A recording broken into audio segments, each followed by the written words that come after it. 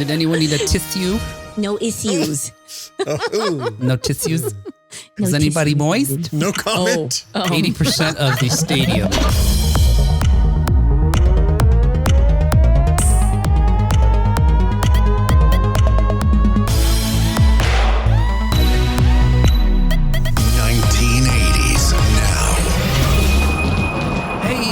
Am I glitchy already? I think it's because I have a lot of stuff loaded up for us to see.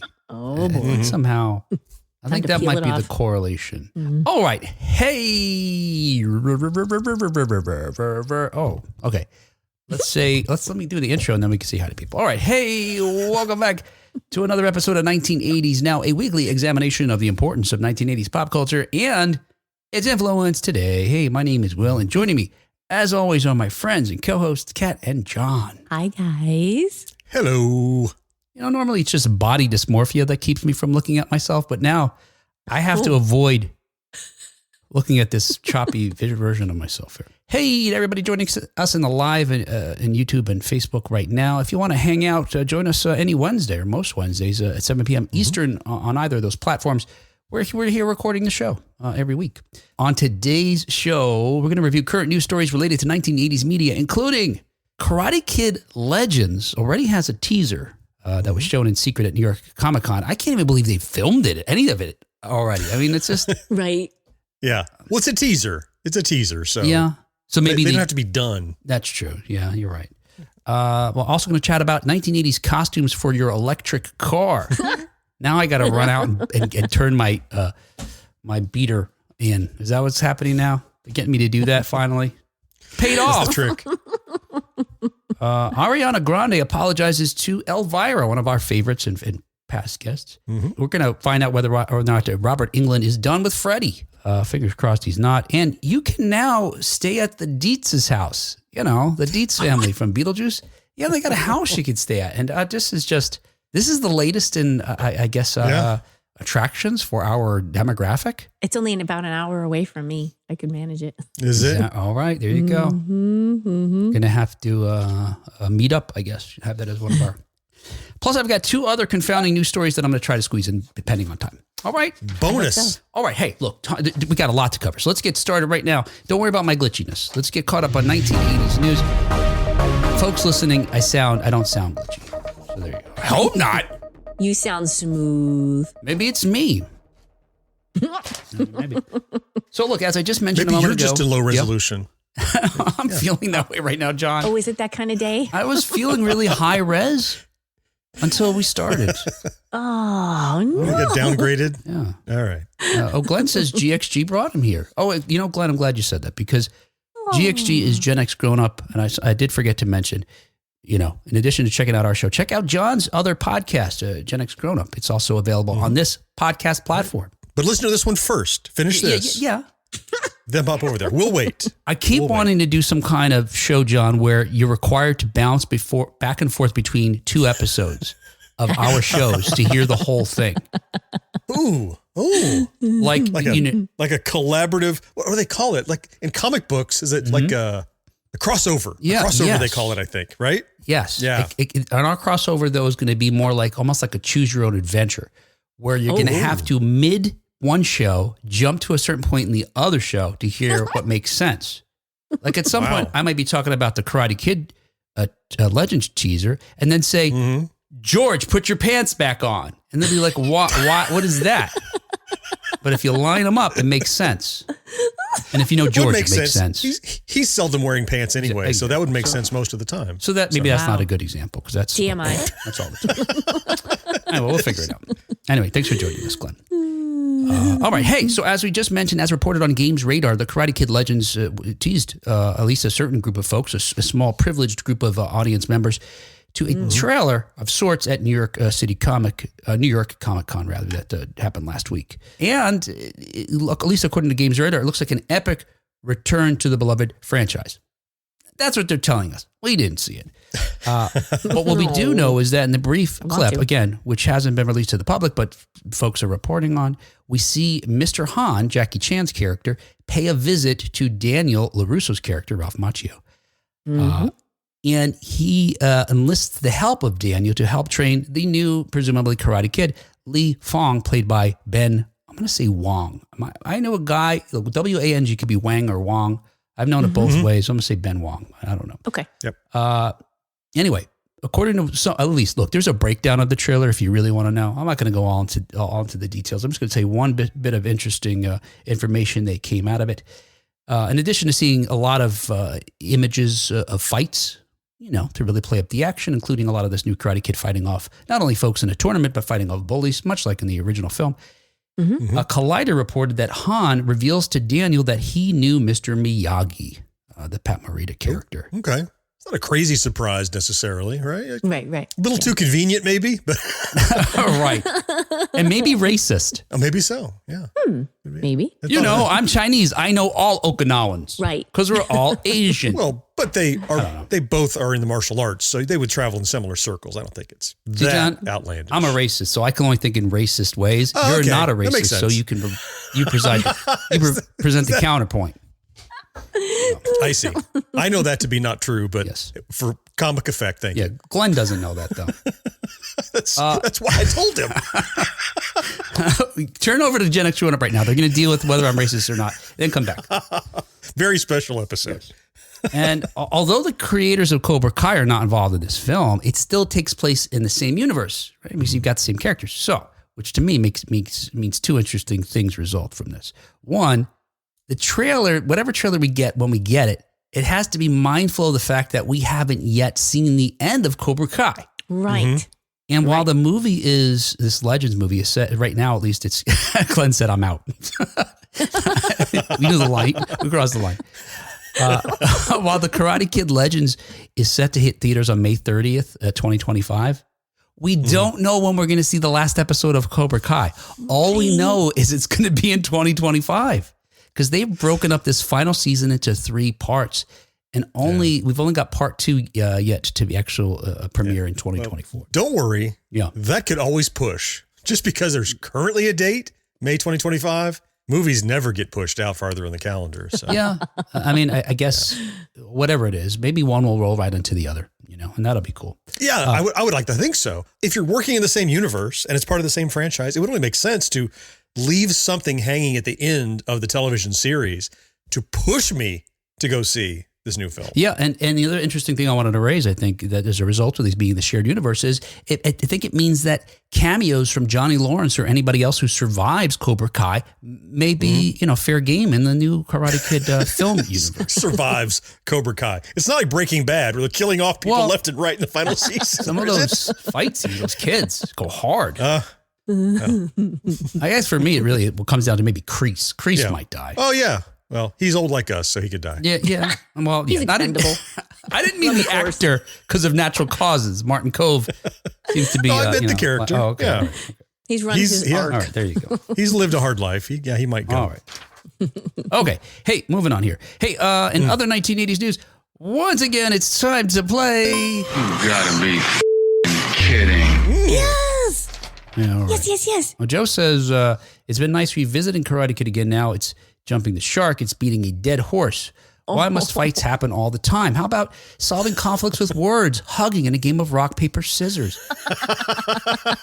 Yeah, and Joe, you skipped right over break dancing. They could do that as well. Because it's not called Breakdancing Kid. It's called or Rock, Paper, Scissors Kid. Although, new franchise, perhaps. Oh, yes. Rock, paper, scissors. Okay, so Kat, this game is specifically for you because I've got a news item I want to talk about, but in order to get into there, Well, I left out. well, John, we'll come up with a game for you in just You're a moment. probably already included. It's probably something that I have no idea Okay, about. well, there you go. We'll see. Okay. No. All right, we'll see. So, Kat, I have so related to the news story that I want to talk about, I have a list of 5 seemingly nonsensical words Okay.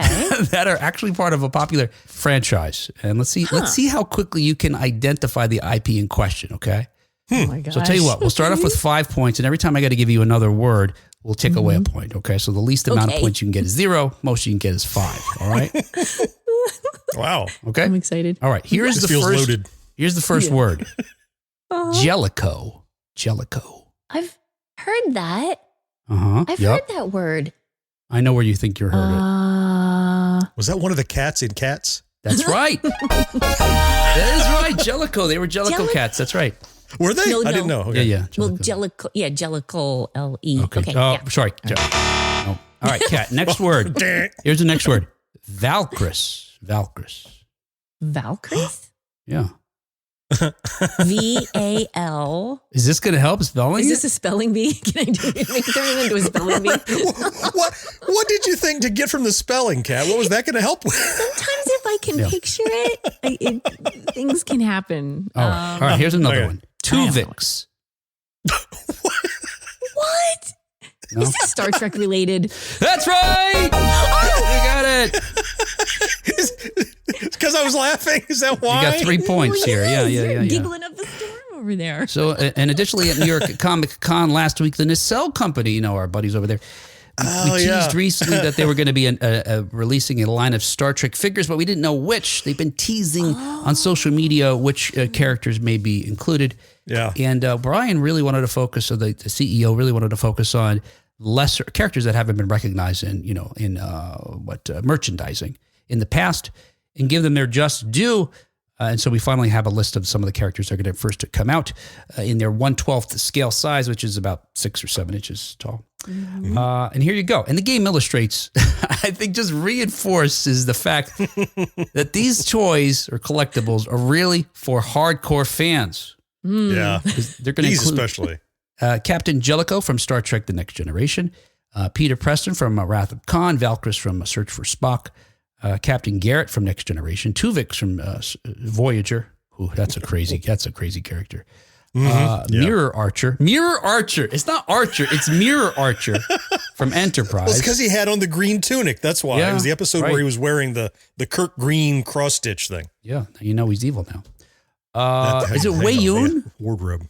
Wei Yun. Yeah. That's what I thought. Yeah. Wei Yun. Deep Space Nine. From Deep Space Nine. And here you might recognize this one, Kat, Sulu. That was our last clue. Sulu from, but not any old Sulu. Sulu from Undiscovered Country, at which point he's achieved some high, was he Admiral by then? Is that? I think he's a captain. Just a captain, Undiscovered. okay. Yeah. But he's captain of the Excelsior.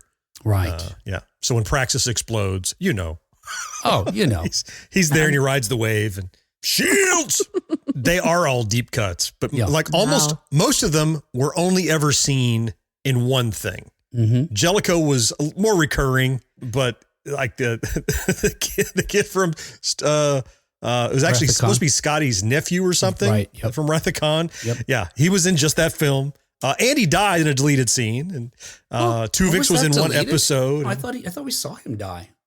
When if in extended episode, you might have seen it. You might have seen the extended, like he's holding him and he's all bloody right. and stuff. He's burned up, but that wasn't in the original cut, I don't think. Yeah. Oh, no kidding. Okay. Yeah, I have vague memories, but yeah, I don't know that any of them have been certainly not action figures before. And, right. Yeah. And it's not like I'm a fan of Star Trek, so doesn't mean you necessarily know that character because some of them were just present for 1 or 2 episodes. And that was it. You have any favorites here, John, that you're gunning for that you think that you'd be interested in getting? Oh, you got to have Tuvix, and you got to get Captain Jellicoe, who's now an admiral, but he's a captain there because he was such a jerk and in a perfect kind of way. He was one of those jerk admirals, right? Played by was it Ronnie Cox? Yeah. Ronnie Cox, exactly. Yeah, from RoboCop, right? Yeah, and the Beverly Hills Cop franchise as well. Oh yeah, Tuvix is so fascinating to me, and I didn't realize how controversial what happens in this episode is. It's a big deal. I don't really get the controversy, I guess. Do you want to explain what happens? Well, it's a transporter accident, and it's a great idea. Yeah, and Neelix, 2 already characters in Voyager, in this transporter accident. Kat's zoning out and giving me the look. Kat, this is the coolest thing. You got to hear this. Come on, pay attention. They are fused, I'm listening. the Brundleflied into a single new entity. And so it takes on the name Tuvix for Tuvok and Neelix, right? So, but the thing is, it's not half of one and half of the other. It's its own entity. It has some memory of the two, but it has its own identity and its own will to live and its own consciousness. And so now the ethical dilemma is, well, we have the ability to split you back apart to save the 2 crewmen who are ostensibly lost inside of you. But if we do that, we have to destroy you and your right to live and your consciousness, whom we just created in this accident. What do? I split them apart. No problem. Do you kill one to save 2? Or yes, exactly. It's like the trolley problem. But even more than that, this Tuvix is like a few hours old. These other two guys have been regulars on the show. The problem, though, is the other two are already gone. But for your intervention, this entity deserves to live. Yeah. You have to end his life. It's Is there a very guarantee that if they do the splitting that it will work? That Oh, it will yeah. be successful? Oh, sure. Yep. Okay. Yeah. So she, of course, decides to bring back the two regular cast members at the end of the episode. Spoiler alert for this 30-year-old show. But it continues to be controversial because she basically murdered Tuvix to save the other two characters. Yeah. She made the hard call. Hey, look, with regard to the figures, they're, in theory, at least fans are hoping that they are going to be affordable, at least coming in at under $30 each, which I think is crazy. But I think we talked in the past, similar Star Wars products coming at about $25, so it's not that different. Yeah. You can order the first wave is going to be available for pre-sale at the beginning of next year and will be delivered, they hope, sometime by the summer. So there you go. Get your hands on that. Tim says, I like how Kat gets these completely by accident. Did he mean the game? You would have did otherwise. All the time. That's how I win things accidentally. She nailed it. She figured it out by context. Like there's a couple names you might have heard of. I'm giggling. He excluded me. There's a possibility it's something I know. It all came together exactly like that. All right. Hey, otherwise, also in 1980s news, per Car Scoops. I love that. I love there's a website called Car Scoops.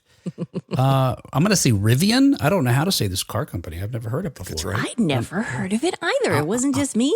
I'm a fan now, though. Rivian's Halloween update includes 1980s costumes. Huh? Yeah. Yeah, Rivian, which is an electric truck, SUV, and van manufacturer, has rolled out some software to make your Rivian, should you have it, spookier for Halloween. This is a new update, adds costumes for your car that are inspired by Knight Rider in Back to the Future, alongside some other little Halloween-themed features. The update's available for both their truck and SUV right now and is available through November 4th. These costumes are created essentially by changing the UI, the graphic images inside what they refer to sometimes as the cockpit of the car, the dashboard essentially, and also by using the lights, the light bars that are actually outside the vehicle itself. That's cool. Yeah, and we have a familiar face here that promoted one of the costumes in a short clip. I'll show you with you now.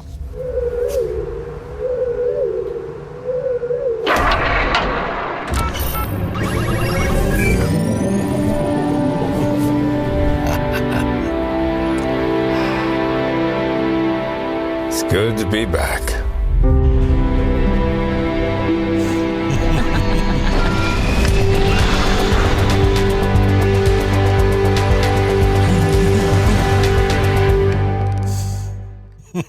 I want one. Right? I know, just for that reason, right? I know. It's just for the bar. And the cockpit's cool too, but light bar. I want to know, and I looked online and I couldn't find very quickly, what does their dashboard normally look like? Because with that software update, it looks like Kit's dashboard. Yeah. Yes. It must be. I've never been inside of one. I'm like you. I'm like, what's the old one? It must be all screens. Yeah. It's got to be. Because you know how Tesla has like the one big screen in the middle and then a smaller one up. It must be like a coherent line of screens or a curved screen or something to be able to do that much. That looks so cool. And also, so for folks who didn't see, like Kat pointed out, the light bar on the outside of the car, what would you call it? Oscillates. It's the iconic red scanning light of Kit. Little Cylon. That they borrowed from the Cylons. Yeah, right. That used to light up the Pontiac Firebird Trans Am. And in addition, in the inside of the car, when you activate this costume, it plays the theme of the series. And similarly, the Back to the Future update replicates the Delorean time machine interface on the digital cockpit with matching sound effects from the speakers. And there's an 88 miles per hour button that if you hit it, turns on a light show on the exterior that makes it, that sort of emulates the effect in the film when you're actually traveling through time. Oh, on the exterior. Yeah, you know how there too. When you know how the lightning starts shooting up as they start approaching. Yeah. Oh gosh. I want one of those too. Right. Now look. This is the bad news of this whole thing. That fun is good, but safety is a priority. Boo. Because what that means is that these gimmicks are only available while the car is parked. Oh, so it's good for a trunk or treat, and that's it. Yeah. That's about it. Yeah. I mean, wouldn't you want to drive around with that cockpit looking like a kid? 100%. 100%. That's the point. Look, it's software. Someone will have a patch. Right. Someone will So that jailbreak my cockpit can look like Kit all the time. Oh, yeah. Jailbreak it, yeah. And by the way, also in the article, there's like spooky Halloween crap too. But yeah. Who cares about that? Yeah. Knight Rider. That's right. Exactly. Yeah. I looked at some of those other features. I was like, whatever. And whatever. They're not 80s, and they were kind of lame. Yeah. More importantly, they were lame. All right. Well, hey. Well, they did say that bicyclists would look like the headless horseman Yeah, on that your was kinda cameras. cool, but There's yeah. that. But I'm like, what then? If you are backing up into a real headless horseman, you will not know to be alarmed. Exactly. Who do I hit with So the car? dangerous. See, it's Right, all about exactly. safety. Yep. And they're only headless horsemen while you're parked. So then you got to drive a little and see if it's real. Stop.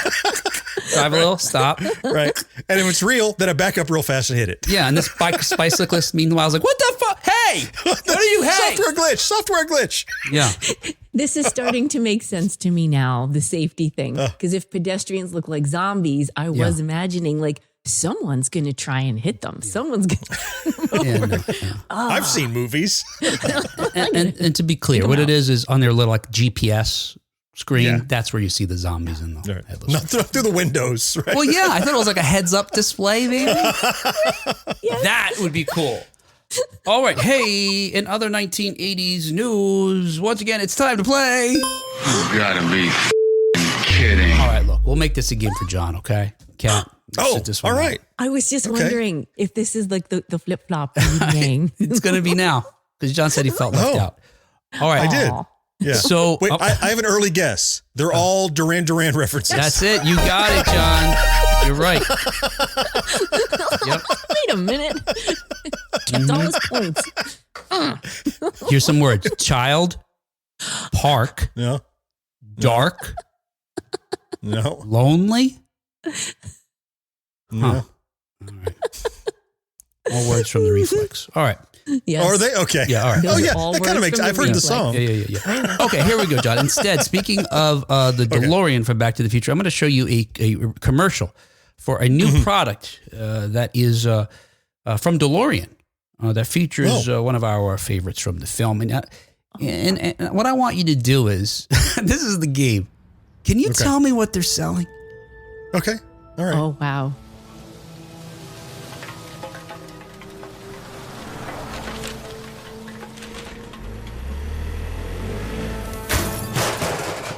Okay. Knocked over the trash can. The DeLorean pulled up. Oh, it's Darth Vader from the planet Vulcan.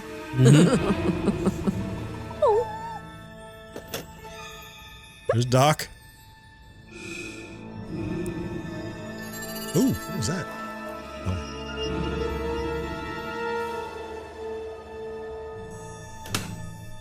Okay. Oh, he's got whatever he's got in the box, probably, right?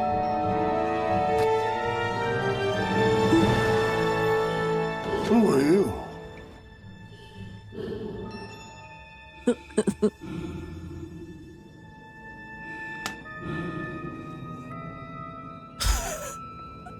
Say labs on there? Yeah, Yeah. labs. Nondescript labs. Oh,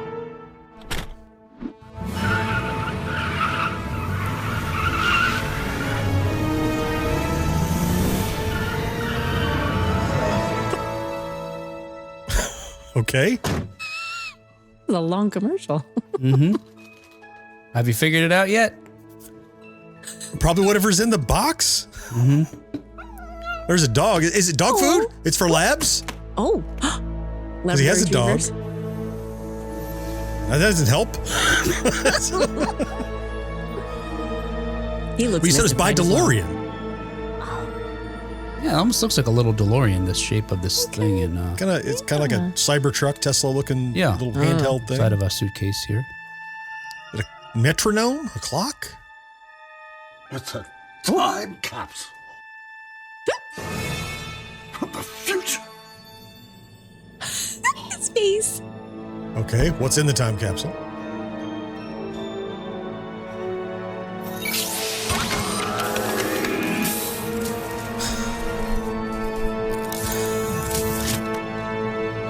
And we going to see it?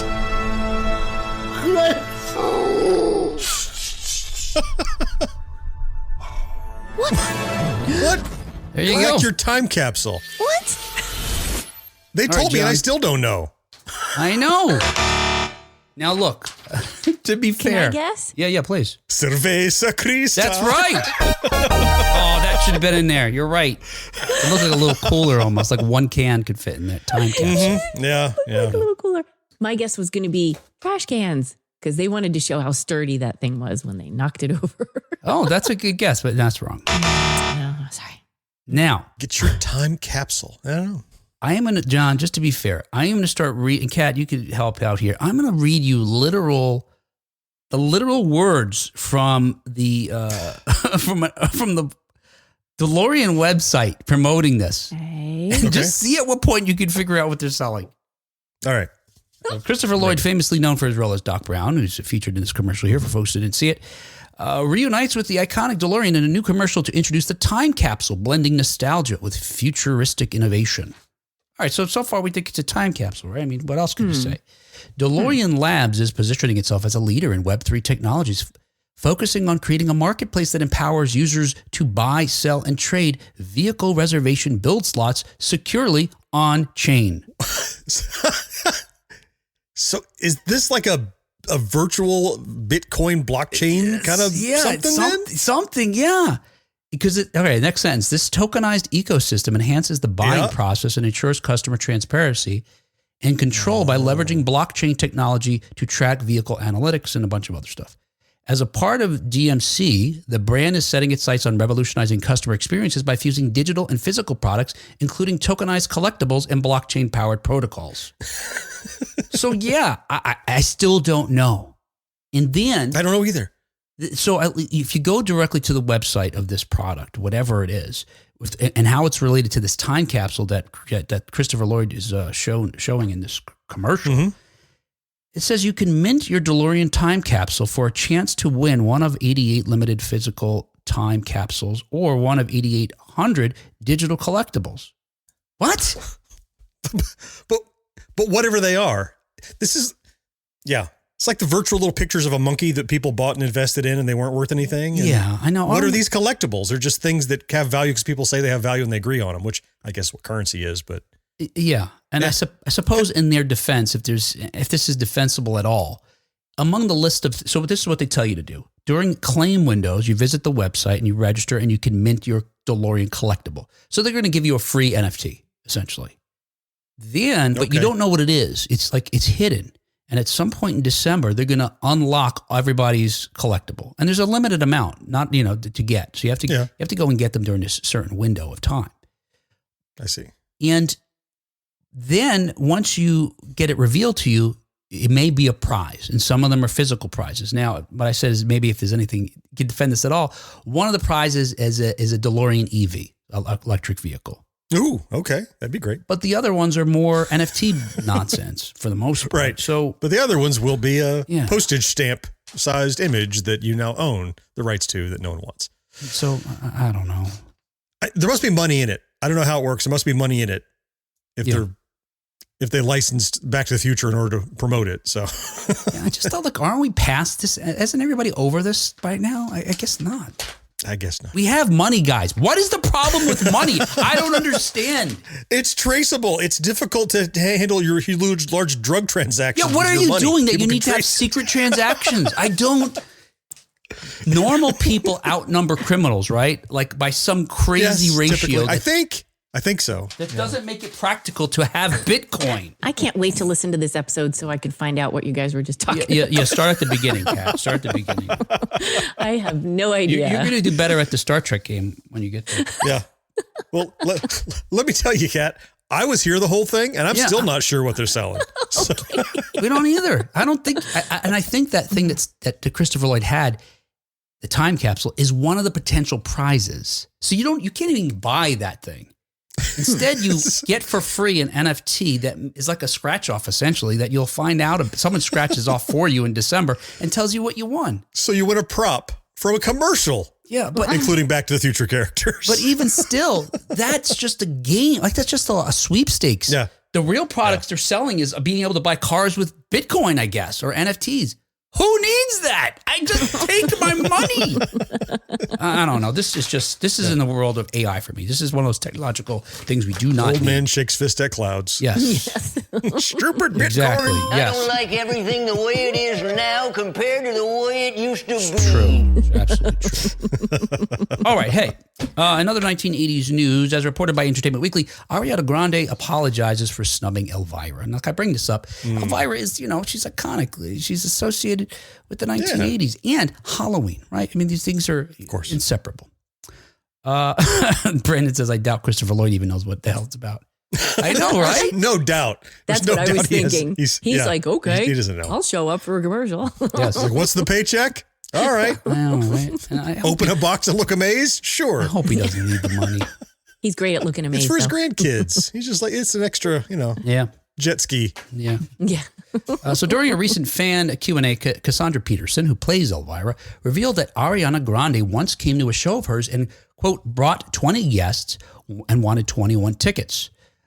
We gave her the tickets and she comes backstage and she asks if I could take pictures with all of her friends and relatives she brought. I took a picture with every single one of them. I signed autographs for every single one of them. And then I say to her, can we take a photo together? And she goes, no, I really don't do that. Adding insult to injury, Peterson remembered that Grande then, quote, left before my show started. All her relatives stayed and she took off, end quote. And if you watch the video of her telling the story, she does seem to be perturbed by it. And I guess I could understand why. I mean, they're coming to see her, all right? You're coming to see Right. me. Yeah. Right. So, and then to be treated, so that's some sort of honor or for her, but for them it should be. And then she gets somewhat treated disrespectfully by this young, up and coming pop star. Who's a much bigger star by now, of course. So Yes. that stings even more, right? Yes. I get that. Yes. Yep. Yeah. And Grande commented on Peterson's sharing of the video of the Q&A and wrote, quote, so disheartened to see this. I actually don't even remember getting the chance to meet you. Boom. What? That's a backhanded apology. Wow. All right. I mean, come on. All right. So right. you She said- say I did this? I didn't remember All right. you. It does continue. Why would Cassandra Peterson even bring it up? Like, why?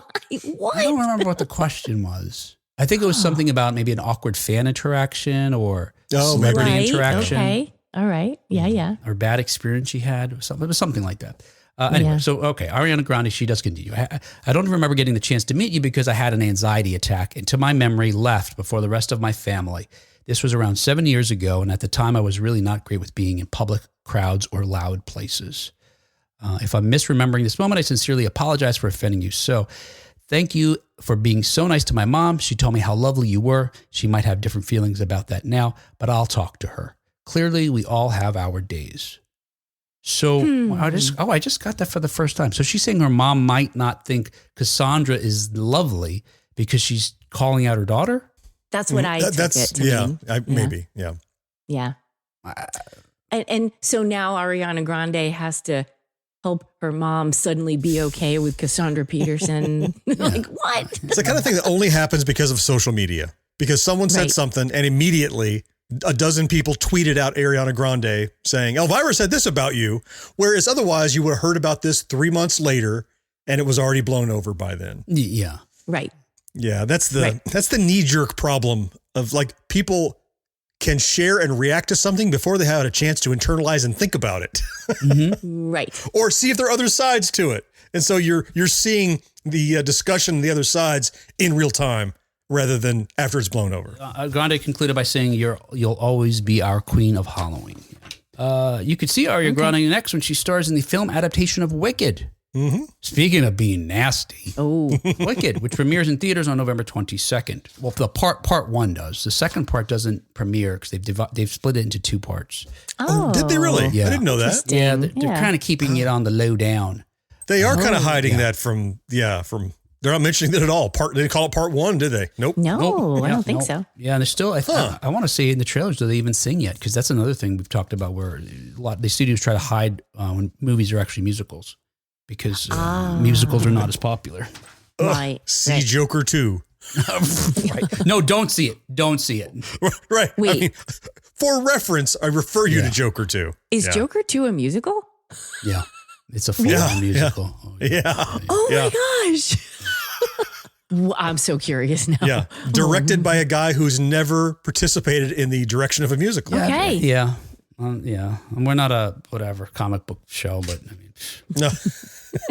No. it did Just seem saying, like yeah. Todd Phillips wanted to just give a big FU to Warner Brothers and his fans and whatever. I don't know. It was trying to whatever. Oh, Wow. you know what? There's some more about whatever. Okay, back to our actual show. Kat, have you noticed that Will has ended each story in this show with the phrase, whatever. Yeah, Anyway, whatever. let's move on. You know, who really cares about any of this? Oh no. What kind of dorks would even sit and talk about Why it are for you listening 90 to this minutes? show? Regarding the two Vic's, Brandon says that's the deepest shit I've ever heard about Star Trek. Yeah, I mean, Star Trek generally is a fairly philosophical. The best episodes raise these kinds of questions, but that was This one was so very literal, though. Like there wasn't a middle ground you could find. You go, hey, we worked it out, so everybody's happy. Right. Someone had to die. Yeah. Someone had to die. Really? Yeah. I think this planet was a metaphor for Nope. Nope. It's just about killing a dude. right there. Yeah. That's all it is. Hey, in other 1980s news, per Bloody Disgusting, Robert Englund is done playing Freddy. Oh, well, there you go. Oh.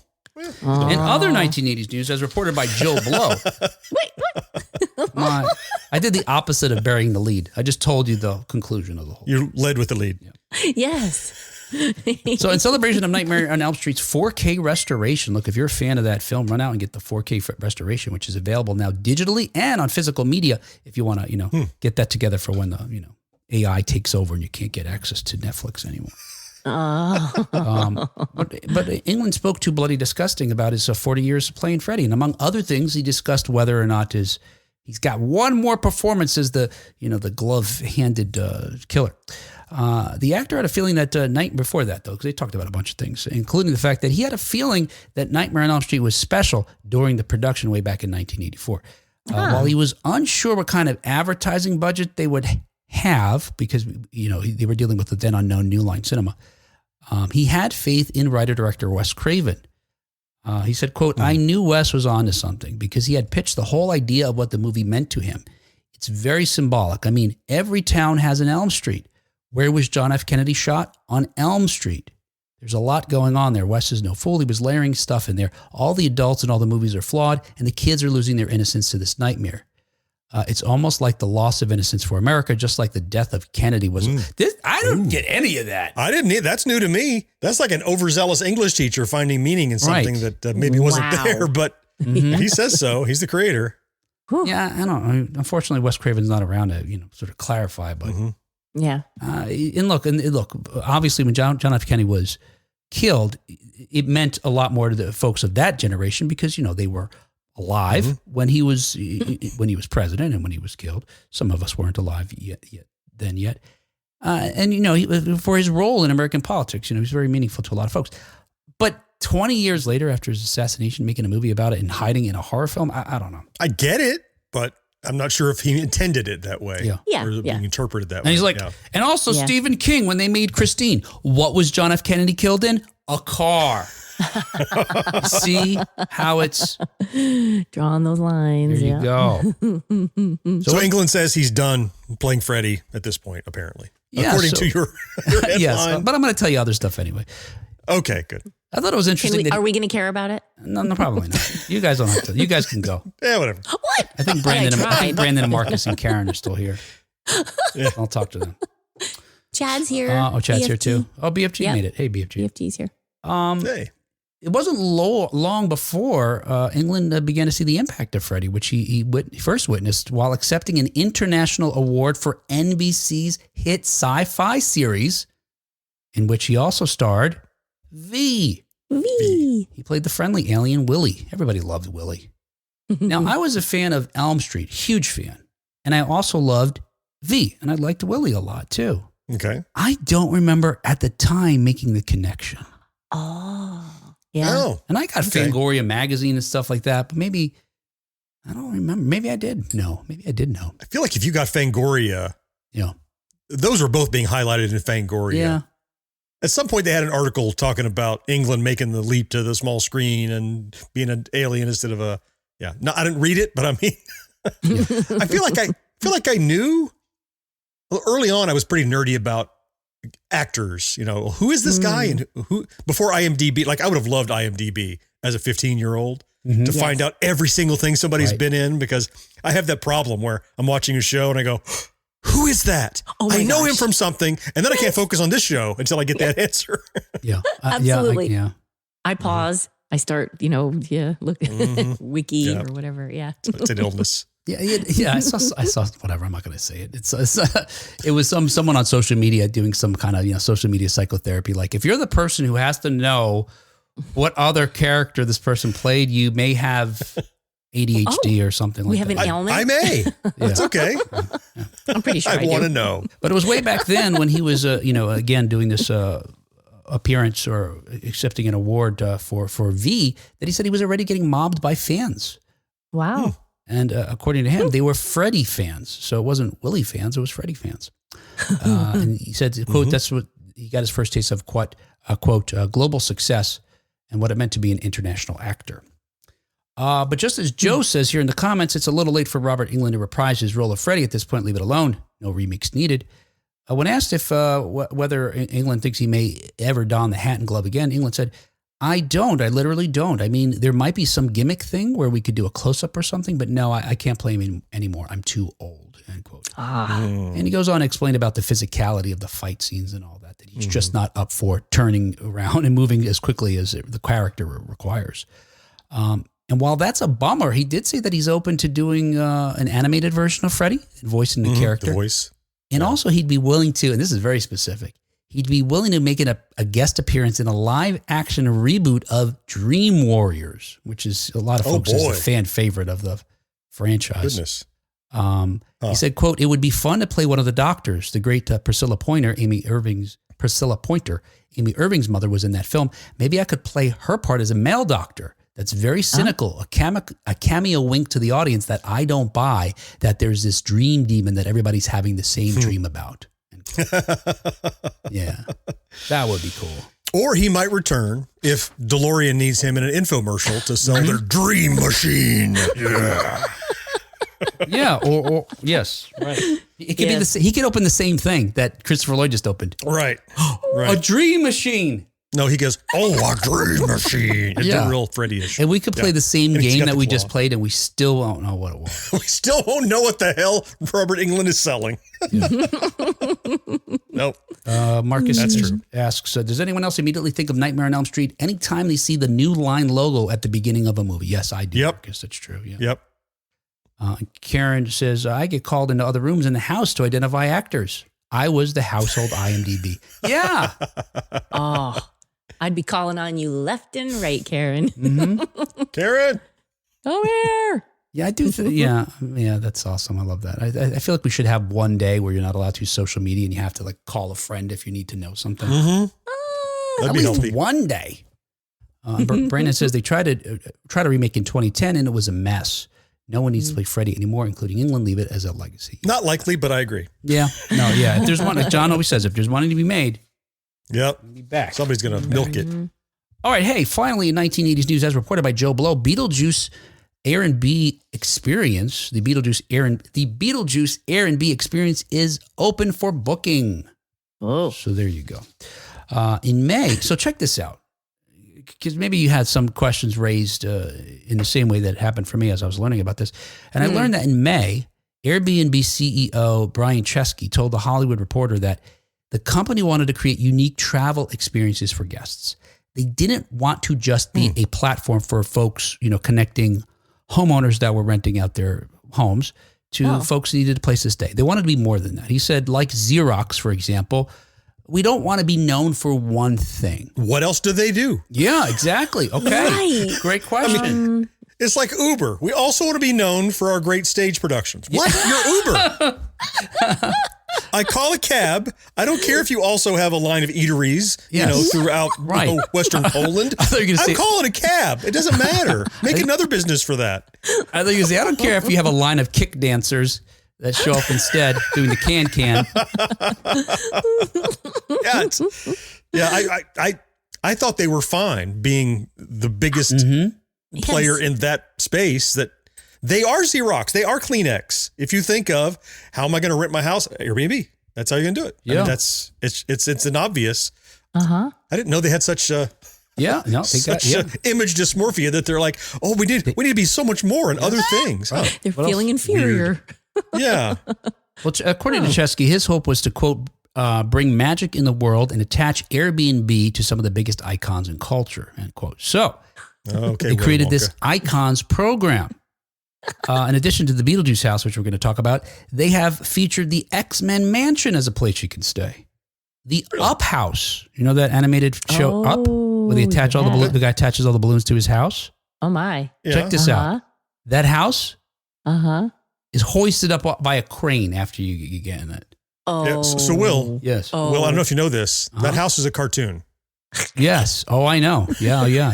First, they designed this like Roger Rabbit type technology where you can enter into the animated worlds. That's where I want to go. That's pretty cool. Yeah, I'm going there. That's nice. And there are some cartoons you want to go live in. I'm just imagining all the cartoons that I wouldn't want to go to, but you wouldn't want to go to. I digress. Probably right, don't go of there. Yeah. Yeah, there are a lot of them. And Airbnb's icons also provided nights at Prince's Purple Rain abode.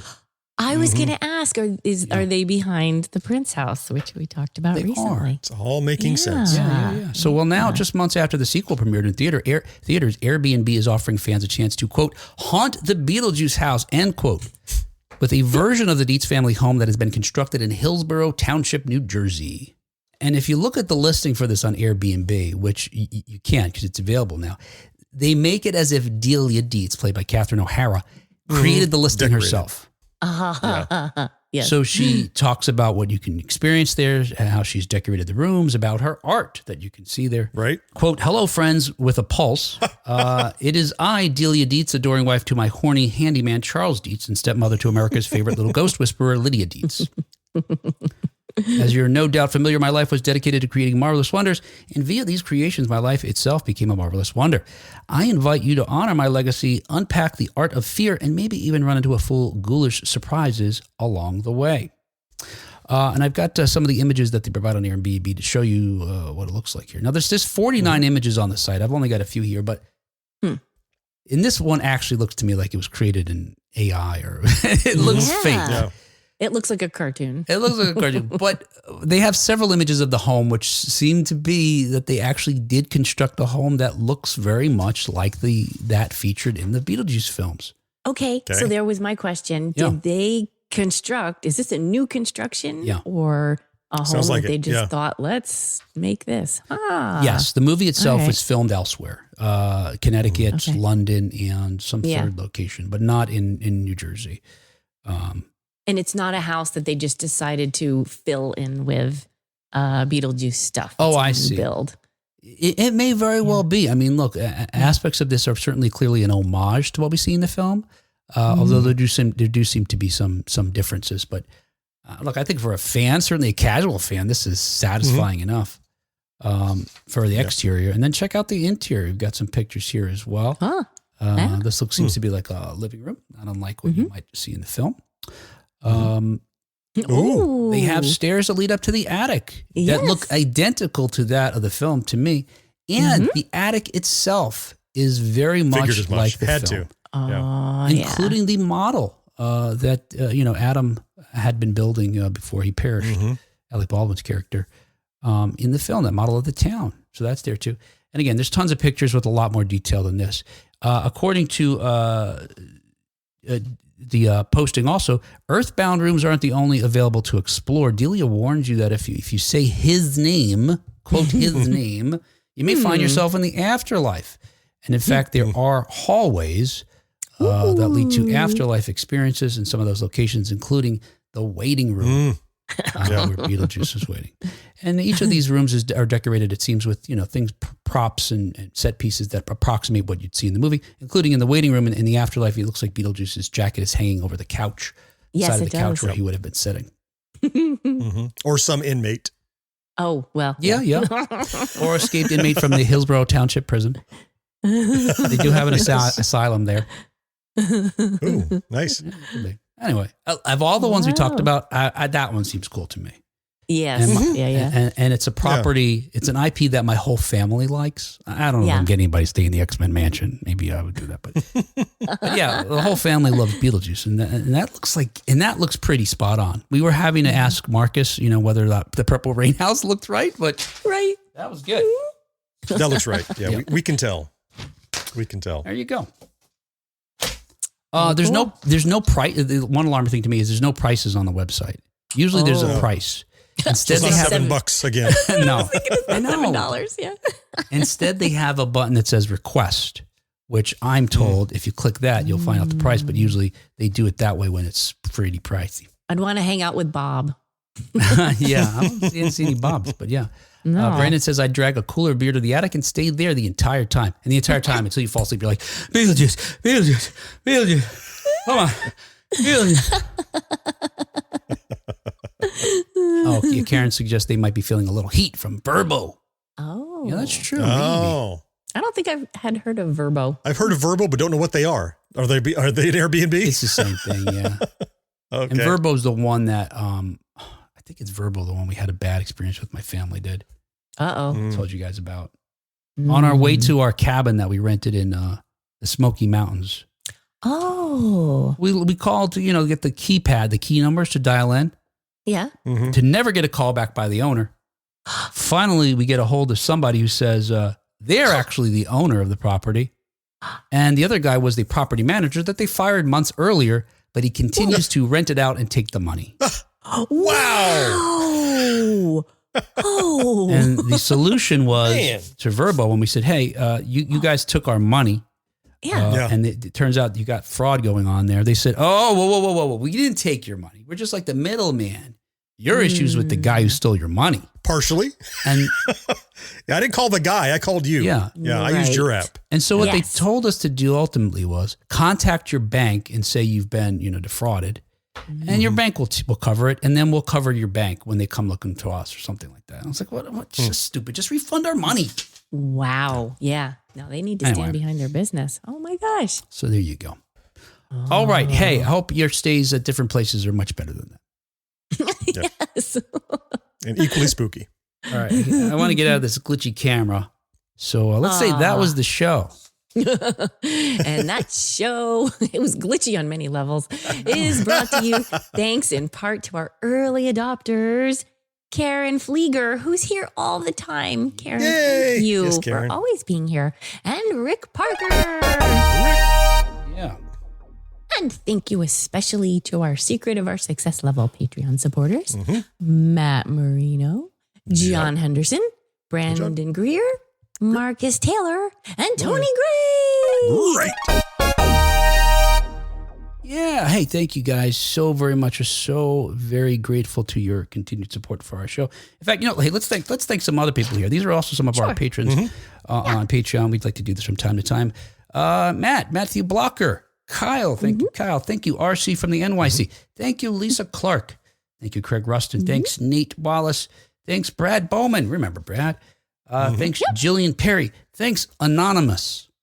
Oh, yes. I don't know why Good that old person Anonymous. wants to be anonymous, but Generous thank you. and modest. And thank you finally to Craig Anderson. I didn't realize how common the name Craig was. A lot of Craigs. Yes. All right. Hey. Thank you, everyone. Yes. Maybe we just attract Craig. There's something about us that's very Craig adjacent. This makes me realize how I should have been marketing the show. I got to find Facebook groups of Craigs. Oh, You should. yes. Yeah. There's got to be one. Something like that. Tune in to 1980s Craig. Yes. All right. And we will talk to you next time on 1980s Craig. Now. Until the next Craig. Great Scott. Great Craig. Great Craig.